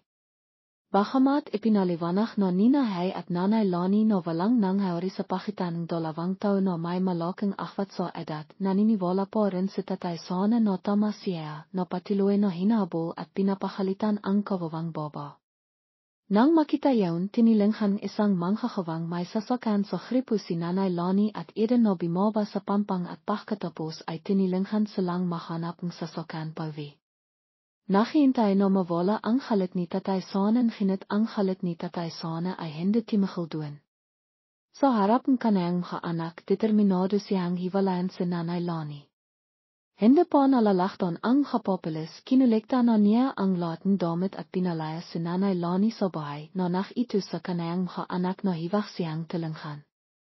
Imalis si Nanay Lani na walang kahit isang baraya na mayroon lamang ilang suot na damit na pinuong alikabok. Bagamat sinabi niyang hiwag, dahil mahal ni Ate Dodo ang kanayang ina mila noong bata pa siya hanggang sa limaki siya, at dahil din sa awa ni Kia sina sa kanayang ina na naktiri sa dahil sa karasan sa pamilya. Palihim nilang dinala ang kanilang ina sa lipang binili na nila noon. May bahay doon bagamat matahal na itong inabandona, ngunit maayos pa rin itong tiran. ebenius ni nanay lani ang laten kanayang paksisikap at isip ipang linisan ang pansamantalang bahay. Pagkatapos linisan ang bahay, bumalik siya at nilinis ang mga damo at pasira sa likod ng bakiran. Humawa siya no parang hindi siya pahot no parang hindi niya alam kung anong oras no, ipang pansamantalang makalimitan ang masakit no mga panghayari no nanghayari. Tivang dalawang araw, pipinta si Kia sana para bimiling ilang pahkan para sa kanaya no nakbibigay din sa kanayan konting pero. Ang kanayang asawa at siya ay naktatrabaho sa gobyerno, hindi malaki ang kanilang siweldo at kailangan po nilang alahan ang kanilang maliit na anak kaya nainawan ni Nanay Lani ang kanayang pahirap. Alam niya na hindi niya kayang maniran ng palihim tulad ng isang doha. Hindi siya nakkamali kaya bakit kailangan niyang maktaho. Nay. Ngayon dinola ni tatay ang isang bobo sa bahay at bintis siya. Bahang ikinilang ni Kia sana ang kanayang ilua at tinangan sa mga mata si nanay, nahinat hindi siya nakilat tulad ng kanayang inokala. Nahimiti lamang siya ng payapa, kasama ko siya ng maraming taon, alam ko na masama at malipit siya sa kanayang asawa at mga anak, nahinat hindi ko kailanman inakala na sa iba pang mga bobo ay makiking malambot siya. Itinataho niya ng mabiti ang kanayang mga karalasan kaya hindi ko alam kahit anong tsismis.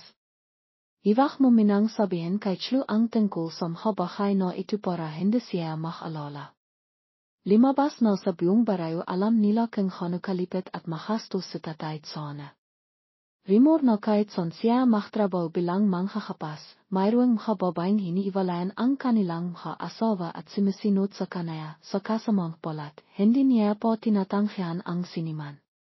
Nang marinig yun, himiti na lamang nang mapait si Nanay Lani. Nakakatawa kapilang niya siya sa loob maraming taon at hindi niya alam na nakbaho na siya kahit na ang tsismis lamang. Ina, alam ni tatay na paminta ako rito para tilanghan ko, tapos gusto pa rin niya akong sendan dito para hanapin ko. Hanito ang inisip ko sa Maynila may malapit akong kaibigan na handang tilanghan ko na mahanap ng trabaho pero mahatrabahong mano-mano lang. Kung papayag ko sa susunod na araw isasama kita doon. Tinitahan ni Aling Lani sa sena sa kanayang mga mata na pinung pakalala at nakaramdam siya ang labis na init sa kanayang piso. Hinawakan niya ang kamayang kanayang manihang na lalaki na palaki niyang pinapalahan at pamintong hininga. Ang bihay kumila ng pagkasalan ko ang tatay mo ay pinung mga arawang pakpapahirap na parang hindi ako nabibihay. Hindi po ba sapat ang hirap? Mahigit kalahating bihay ko ay nakadepende lang ako sa tatay mo na parang isang halaman na nakakapit, hindi ko alam kung anong kilay ang kinabikasan. Kaya gusto ko ring mabihay para sa aking sarili kahit isang beses, kahit mahirap, gusto kong maranasan ito mismo. Sa araw na dimating siya sa malayong isla, sa kanayang bulsa ay mayroon lamang 1 milyong piso. Ang malapit na kaibigan ng kanayang manihang ay sumendo sa kanaya at nakayos din isang tirahan na medayo komportable malapit sa ospital at palengke. Nahinat hindi niya tinanghap ang alok na hanapan siyang mas mirang apartment, kahit na medayo 5 dahil wala siyang sapat na pero ipang bayaran ang labis na gastos. Ipinakilala rin siya sa trabahong pakihas ng panghan sa isang bar at tumulong sa paglilinis ng bahayang ibang tao. Matagal na rin hindi naalala ni Aling Lani ang halimang kwento. Ang lahat ng nangyari mula noong siya ay dalaga po hanggang sa kasalakihan ay parang isang pelikula at ang panghinang karakter dito ay siya. Bagamat matagal nang lumipas ang panahon, ang sikat sa piso mila sa mga taon paktitis sa karahasan sa tahanan ay nananatili po rin sa kanayang isipan. Nakakalangkot man, nahinat ang bihay ay dapat makpatiloy. Binati ni Aling Lani ang bahong araw sa pamamagitan ng isang tawag sa telepono. Nang makita niya ang numero na parang pamilyar at hindi pamilyar, isang sandaling pag-alinlangan ang dimon sa kanayang isipan, nahinat hindi niya alam kung anong motibasyon ang naktilak sa kanaya na ahat itong patayin. Sa kanayang piso, nakpasaya siya na dapat niyang hilinghan kay Lauren na i-block ang numerong ito, hindi niya gustong hayon ang lalaking iyon na patiloy na hambalain ang kapayapaan na kanayang sinisubikang panatilin. Isa na namang paepang imaha tulaten dati naglalakat si Aling Lani sa don patungo sa palengke sa ilalim mainit na sinahang araw ang sinahang kalayon na nararamdaman lamang niya pagkatapos makatoka sa malipit na lalaki. Habang tinitiruan niya si Lauren na humawang hawang bahay, hinila siya ni Lauren sa isang tabi at mahinang naksabi, Ina, may gusto po akong itanong sa iyo, may kilala ka bang gustong bimiling lipa? May kaibahan akong gustong magbentang lipa, mahanda ang lukasayon sa harap, malapit sa paralan at palengke, perpekto para sa negosyo. Gusto ko sanang bilhin pero wala akong pera sa ngayon dahil may ginagawa akong proyekto. Kung may kakilala ka, tanungin mo lang sila, dahil mahanda ang lipang yun, ayaw kong mapenta sa iba. O kaya, itabi mo na lang doon, kapag timos ang presayong lipa, ibenta mo ilit, hindi ka malilihi. Naisip ni Aling Lani na wala siyang alam tungkol sa pagtaas babang presayong lipa o kung ano ito kahanda o kapangat. Ngunit imo na lang siya at pinalampas ito.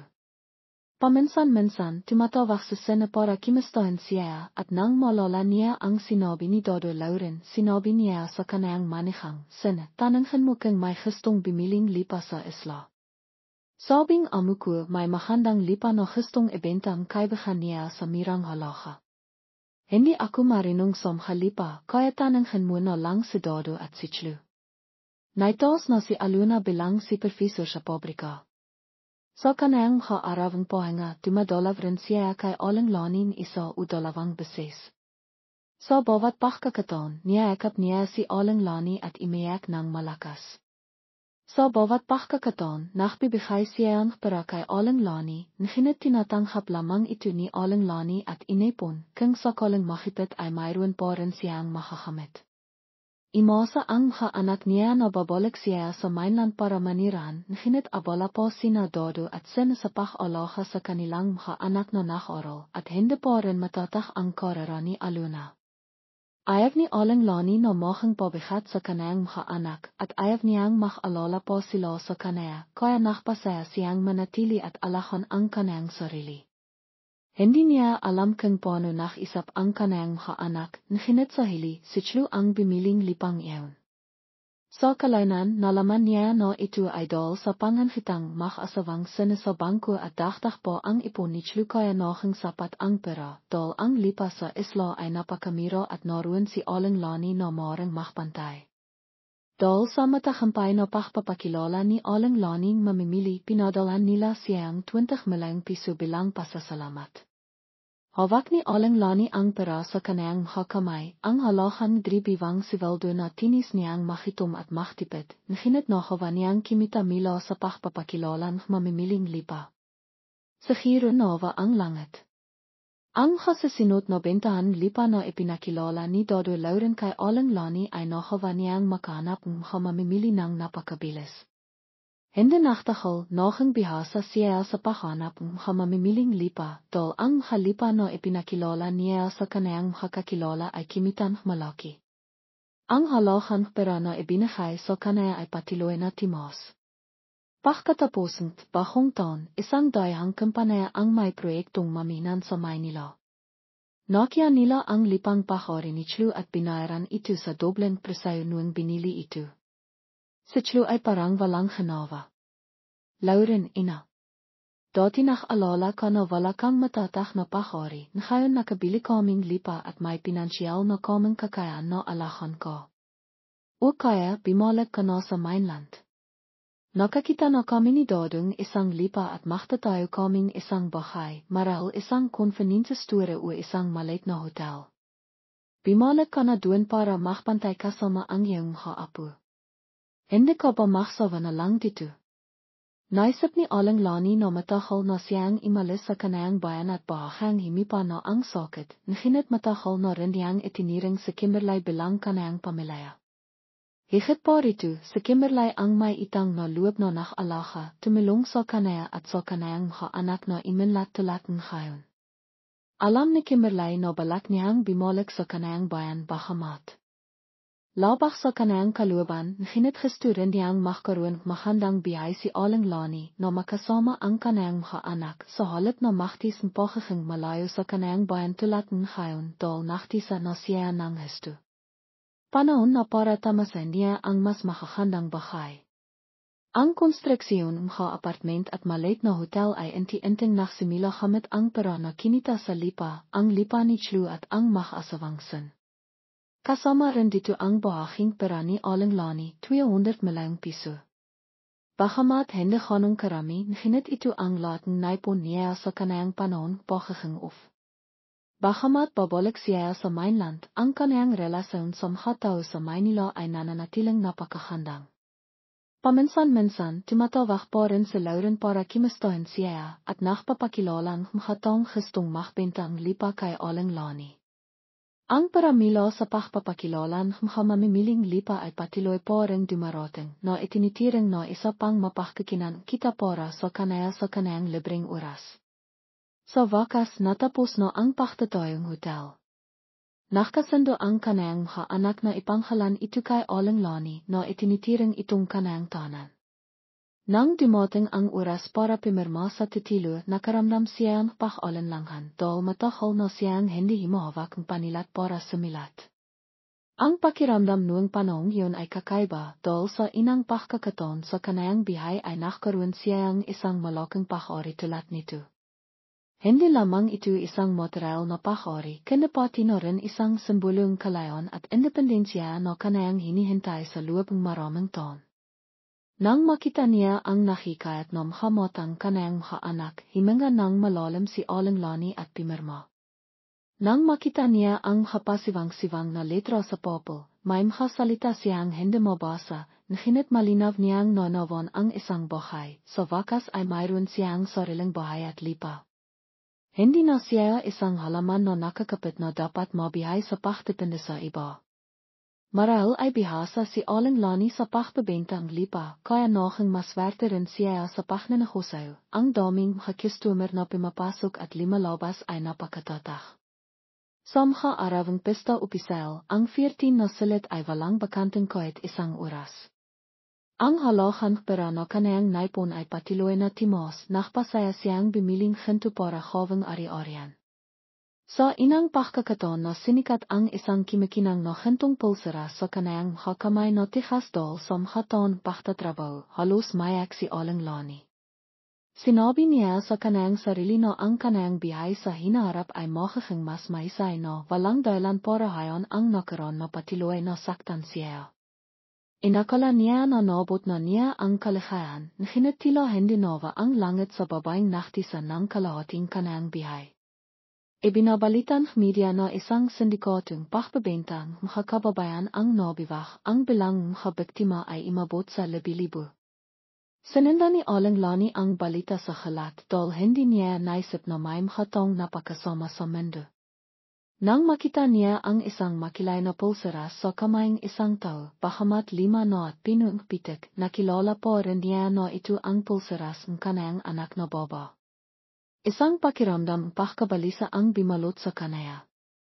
Nang hanhinag niyang pinindot ang numero para tawagan si Sin, napanood ko lang sa balita na may nabiwag na sindikatong human trafficking. May hindi magandang kitob ako.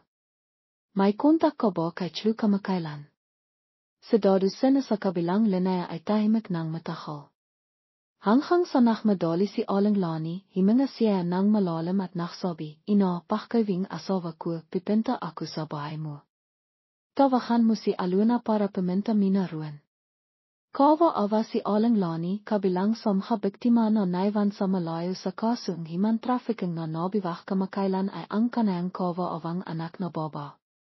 Nakipag-ugnayan na ang pilisaya sa pamilya noong nakarang biwan. Si Sana ay imakaya din para makipag-ugnayan dahil dati siyang konektado sa ahensya, ngunit walang ebidensya na nagpapatinay na sinadya ni Sana ang pagbebenta ng kanayang anak para kimita, kaya pinalaya siya ang pilisaya. Ang halagang pera na kailangan para iwi ang katawan ni Chlu ay napakalaki kaya pinabayan siya ni Sana, ngunit sa kabitihang palat, nalaman agad ni Sin ang balita at nakipag-ugnayan sa embahada para himinging tulong. Mahina na ang kalisahan ni Aling Lani dahil nagtrabaho siya sa ibang bansa sa loob ng maraming taon, ngayon nang marinig niya ang masamang balita tungkol sa kanayang anak na baba, hindi na niya nakayanan at nawalan siya ng malay. Nang magising siya sa ospital, kimirot mili ang pesung kawa awang ina, ang khaliha ay timilo sa kanayang pesni. Nakpasa siya no kahit ibenta niya ang lahat ng kanayang pahori, dapat niyang iwi ang kanayang anak na baba, ipang mapalapit siya sa kanaya. Nang makasama ni si Alanglani, isa na lamang ito. Malamang na larawan at isang maliit na irang abu. Walang hanong ari-arian si Chlu, ilang limang damit lamang at isang makilay na pulseras na pinung alikabok.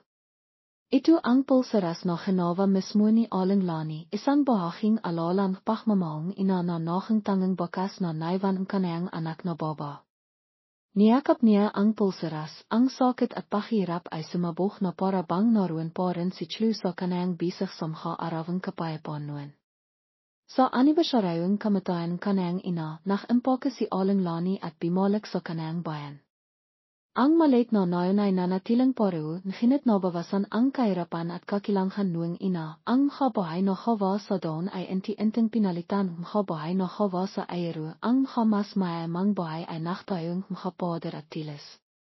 Nang marinig ang balitang kanayang pagpabalik, bimisita rin ang kanayang mahadating kapitbahay. Dahil mila nang imalis siya patungo sa malayong lipain, walang nakakala na inlat siya tulat ng hayon. Narinig niya na pagkatapos makipaghiwalay kay Alanglani, palapang isang taon, ang babaeng ipinakilala ni Sana ay nakasilang isang anak na lalaki na nakparamdam sa kanayang labis na pagmamalaki dahil nakapagmayabang siya sa kanayang pagkalalaki. Sa kalaunan dahil sa sobrang paglalaro at kawalan pagnanahusayo, nabangkrap si Sana at kailangang ibenta ang lahat ng kanayang makatiting machine, bangka, at makalipay na ipinakatiwalang kanayang makamahilang. Ang kapahari na konektado sa maraming ton ipang bayaran ang itang. Ibinenta ni Sana ang malaking bahay na palaki niyang ipinakmamalaki sa isang kakilala at pagkatapos ay siya at ang kanayang panghalawang asawa ay pansamantalang nakitira sa kanayang dating maliit na silid. Ang tinatawag na pansamantalang pamimihay, madalas siyang makaranas ng paniniya at pangamak milo sa kanayang makakaibahan na naktatrabaho sa pakapas ng palay na palaking sumisinot sa kanayan nuan. Nakalit sa Sana hinit walang mahawa, palaking nakdadasal sa kanayang bahay kasama ang kanayang anak na baba na nahirap siya. Pinilit pa niya sina Dodo at Aluna na alahan ang nakababatang kapatid na lalaki na mayroon lamang kalahating kanilang deho. Noong panahong yun, tasang sinabi ni Dodo, Ama, kung kapatid ko siya sa parong ama at ina, ako at Sifay ay makakang kalabaf kahit na kinakailangan para alahan siya hanghang sa limaki siyang matalino. Nginit sa katotohanan, hindi, kaya mayroon lamang kaming obligasyon na alahan ka kapag tumanda ka, nginit hindi siya ang aming tinay na kapatid, kaya hindi namin siya papakialaman. Bagamat hindi malalim ang kanayang damdamin kay Sana, sina Dodo at Aluna ay walang hanong makakandang alala sa kanilang ama, nginit paano nila siya mapababayan. Nang matanghap ang perang iyon mila sa pagbebentang lipa. Ginamit ni Aluna ang pera para bimiling isang maliit na lipa sa tabi at binahan siya ang pera para maktayong isang bahay na hawa sa ayero na sapat para makapasok ang mag-asawa at ang kanilang anak. Nang marinig ang balita na bimalik si Alanglani pagkatapos maraming taon na pagtataho, sabik si Sana na makita siya. Dahil palaki niyang inisip na hindi makayanan mahinang babaeng iyon ang kalangkitan kaya gustong bimalik at makipagbalikan sa kanaya. Nginit nang makita niya ang baba na mukhang mas bata sa kanayang edad na limitaf sa kanayang harapan kasama ang isang kumpiyansa na hindi pa niya nakikita noon, ang pakiramdam kaya yan ay inti-inting bimalot sa kanayang peso.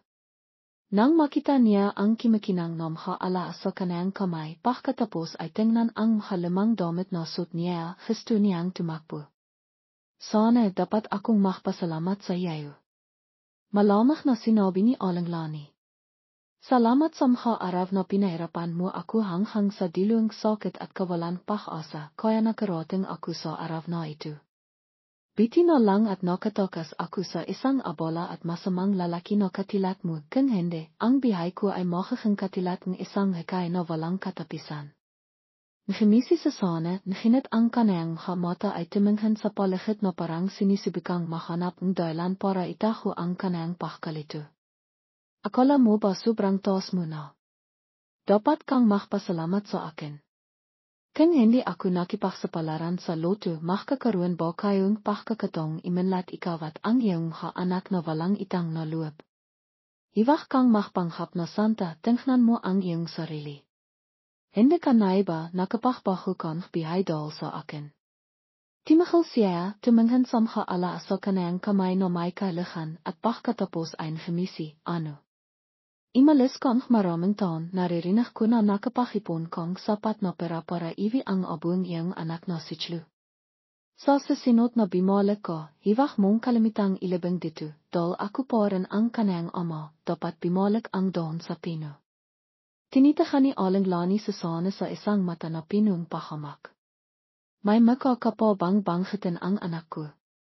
Hindi ba't nuwang araw na yawn hinamit mo ako? Para takitin sichlu at kinan ang kalihayan ng aking anak na baba. Pinatay mo ang kanayang bihay. May makakapabang sabihin na dapat bimalik ang doon sa pino.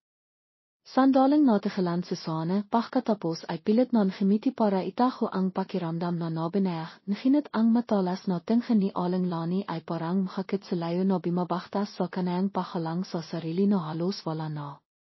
Hindi siya nakintayang animang karaktahang paktadailan, tumalikot lamang siya at iniwan sa sana na nakatayang nakisaduan. Akala niya na kamamihan niya ang lalaking ito habang bihay, hanggang sa harapin niya ang kanayang makang pangamon, bigla niyang napaktanto ang kanayang kababawan at pagiging maliit. Ang kanayang halit ay inti-inting naklaw, pinalitan ito ang pahamak, dahil hindi siya karapat-dapat na makalala pa siya. Nang marinig ang kapaniniya ni aling lani kung sa sana siya nuan, sigiradong makakalit siya at papalo sa kanaya ng walang pag-alinlangan, maliban na ang posisyon ng dalawa ay hindi na katilatan dati. Bagamat ang sinabi ni aling lani ay hindi kasing daming mapapait na salita na binitiwan niya, nakaramdam labis na kahiyan sa sana. Hindi niya kayang harapin ang matalas na tingin ng dating asawa, mabilis siyang tumalikot at bumalik sa kanayang maliit na bahay. Sa kalaunan, paminsan-minsan ay naririnig pa rin ni aling ina ang tungkol sa kanayang dating asawa, mila nuwang nakita niya si aling lani at kinitaya siya, nohang dismayado sa sana at patiloy na iminom. Iniwang lasing at nakikipaktalo sa kanayang panghalawang asawa.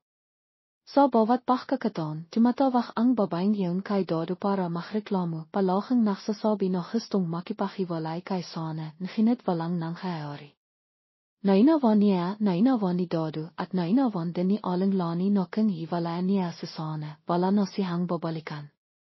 Nagkamali na rin siya, sa edad niya, sa sana na ang pinakamaysay na pagpipilian. Bagamat paminsan-minsan ay naktatalo sila, mas mapalat si aling lani nuwang araw dahil hindi siya pinapalo o sinasaktan dahil hindi siya ang babaeng maktitis para sa pamilya dahil sa tradisyon. Kapag gustong palain siya ni sana, hanap siya ng paraan para humanti, sa katagalan, kakamit na lang bibig sa sana at hindi na siya makikipag-away sa kanaya. Tungkol naman kay sana, pagkatapos niyang mabankrupt, kailangan niyang pumunta sa hangganan para mag-import ng hamirang tsinelas para maibenta, bagamat malayo ang bayan, pero maraming kita, kaya naktiyaga siyang pumunta. Kailangan niyang magtrabaho ng husto para sa kaniyang anak na lalaki. Alam niya na lihim pa rin na nakikipag-ugnayan sa kanaya sina Dodo at Aluna sa likiran niya, ngunit mila nang mabankrupt siya, ang kanayang mapanirang haway na ginawa niya noong nakaraan ay nabinayah. Naramdaman niya na hindi na binibigyang halagang kanayang anak ang kanayang salita, kaya walang saysay na pigilan sila. Palagi niyang inisip na si aling ina ang dahilan ng kanayang pagkabigo, kaya madalas pa rin siyang tumatawag para takitin si aling lani na para bang gustong patinayan ang kanayang nawalang kontrol. Si aling ina ay palaging ang naktitis na baba kahit na pagkatapos ng dibosyo. Ngunit kapag tumatawag siya para mirain siya, hindi pa rin siya lumalaban. Nang makita niyang mili si aling lani, nang marinig niya ang kapanghangitayan niya, hindi na siya nakalit tulad ng dati. Ang kapilatang kahirapan ay inti-inting nakpabahal sa kanayang ikali. Tumingin siya sa kanayang nakahirang aksyon ay mikuno lang siya at hindi siya kayang tingnan. Iba nasi aling lani, hindi na siya ang babaeng naktitis na mapalo at mapamira nuang araw na yaon habang si Sana ay isang nabihong lalaki pa rin na nahanap ng paraan para makatakas sa kaminuay na kanayang nilaga. Alam mo ba kung ano ang pinakamalaking kaligayahan isang tagapagsalaysay? Ito ay ang suportahan mo kamo sa pamamagitan ng pakiwan ng isang like sa video. Ito ay hanap na libreng hinit. Ito ay isang malaking motibasyon para sa aming gripo ipang patuloy na limakan mas mahisay na nilalaman. Isang maliit na like in hinit malaki ang kailangan. Salamat sa patuloy na pagsama sa amin at pakikinig.